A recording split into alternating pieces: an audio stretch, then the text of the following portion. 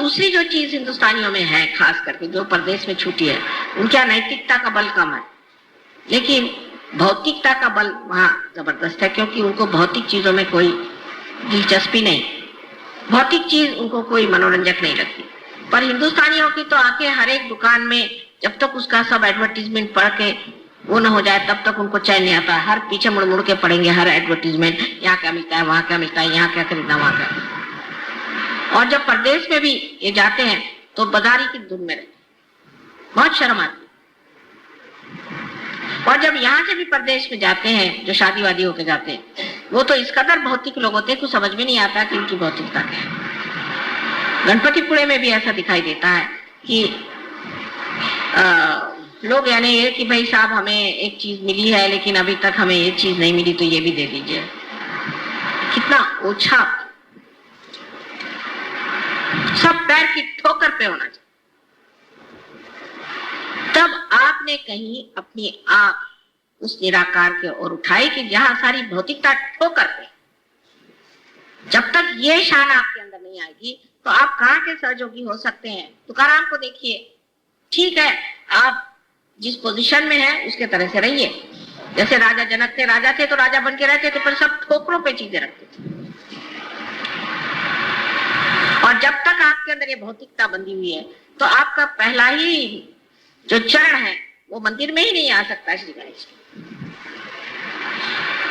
ठीक है, माँ है वो देना चाहती है, क्योंकि इसी तरह से तो मैं जता सकती हूँ कि आपको प्यार करती हूँ, लेकिन इसका मतलब नहीं कि मेरे लिए वो बहुत बड़ी चीज है।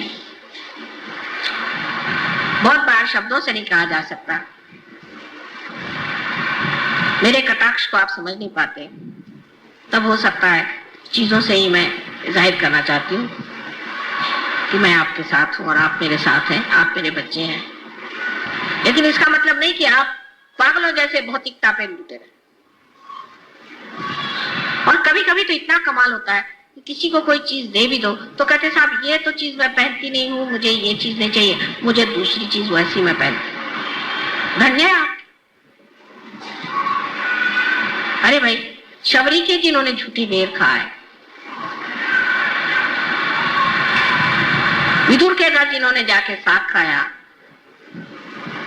ऐसे सब महान हमारे साथ लोग हैं और आपके सामने भी है, आपसे कोई छिपे नहीं।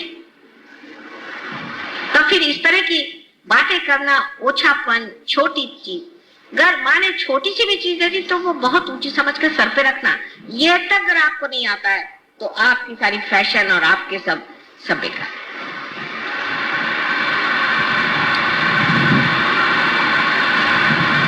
जो चीज श्री गणेश की है उसमें सबसे पहली चीज है कि मनुष्य को अपना चित्त स्वच्छ कर लेना चाहिए। चित्त स्वच्छ करने का तरीका, ये चित्त कहाँ है आपका? चित्त अगर परमात्मा में है तो शुद्ध है ही आप, क्योंकि चैतन्य आप में बह रहा है। पर चित्त आपका इधर उधर है तो उस चित्त का फायदा, जब तक आपका चित्त शुद्ध नहीं होगा तब तक आप ज्ञान को प्राप्ति ही नहीं कर सकते, क्योंकि चित्त में ही आपका सारा चैतन्य बह रहा। चित्त से ही आप जानते हैं। जिसका शुद्ध चित्त होता है सिर्फ विचार मात्र से कार्य हो सकता है, ध्यान देने से ही कार्य हो सकता है, और कभी कभी उसकी भी जरूरत नहीं पड़ती। जिस शक्ति को आप प्राप्त करना चाहते हैं, जिससे कि आपकी अंतिम जो कुछ भी, जिसे आप ध्येय कहिए या अपना लक्ष्य है जिसे आप प्राप्त करना चाहते हैं, वो है ये चैतन्य जिसको आप अंदर बसाना चाहते हैं, जिसके अंदर ये शक्ति है कि जिस शक्ति के कारण आप अनेक कार्य कर सकते हैं। उसको छोड़ करके आप क्या ये बेकार चीजों के पीछे पड़े।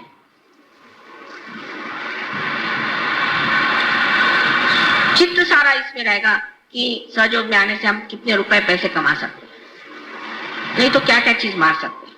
उससे जरा ऊंचे उठे तो इस पे चित्त रहेगा कि हम किस तरह से अपनी बीमारी ठीक कर लें। उसके बाद और चित्त उठा तो ज्यादा से ज्यादा ये कि माँ के दर्शन होने चाहिए। अब हर जगह से, कभी औरंगाबाद से तो कभी आपके संगमनेर से तो कहीं से लोग बस आ जमते, दिल्ली से, कलकत्ते से जम गए। हम जान करके, मुद्दामू मराठी में शब्द है, इसका कोई और वो नहीं है, पर्याय नहीं, मुद्दामू जान करके हम आए। क्यों आए भाई?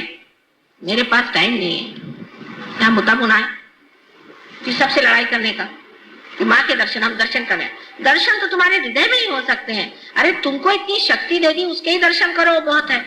हम तो शक्ति ही है ना, हमें निराकार में तुमने प्राप्त नहीं किया है, इसलिए दर्शन चाहिए। कि बैठ करके घंटों इधर की बात उधर की बात समय बर्बाद करना, क्या जरूरत।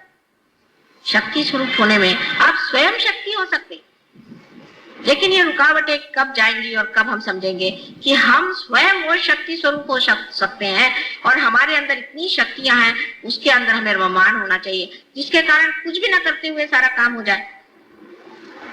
लेकिन ये विचार दिमाग में नहीं आ सकता आसानी से, अज्ञान ही नहीं है। सिर्फ अज्ञान हो तो मैं कहूँ ठीक है, सिर्फ अज्ञान ही, अज्ञान ही नहीं है, लालच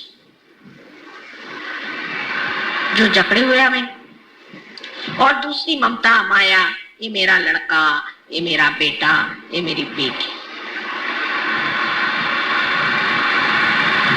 और जिस वक्त आप इसे सोचते हैं तब ये सोचना चाहिए कि हम माँ के भी तो बेटे हैं, उनकी भी तो बेटी हैं, और उनके ही हम आप बेटे हैं। सजोक्या में आने के बाद आपका जीवन बदल गया, आप दूसरे खानदान में चले गए, आपका घर बदल गया, आपका गोत्र बदल गया, आपकी जाति बदल गई, आपका धर्म बदल गया, आप पूरी तरह से बदल करके एक नए हो गए, नए मानव हो गए हैं। वो क्यों? क्योंकि आपकी माँ जो है उसने आपको जागृति दी,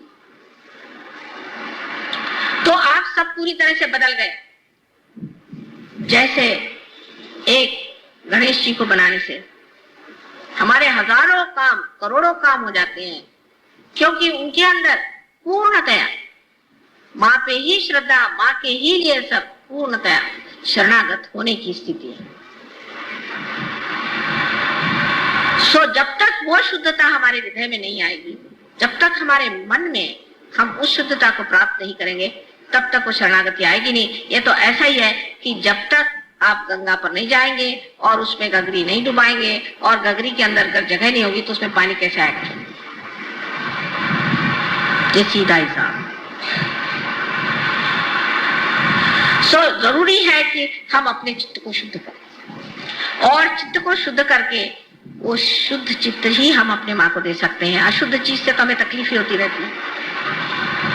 और जब शुद्ध चित्त होता है तो आपको आश्चर्य होता है कि आप स्वयं ही एक पुष्प की तरह महकते रहते हैं।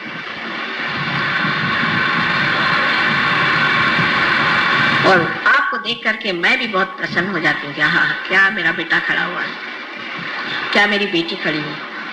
और सब चीजों से मुझे प्रसन्न नहीं होता।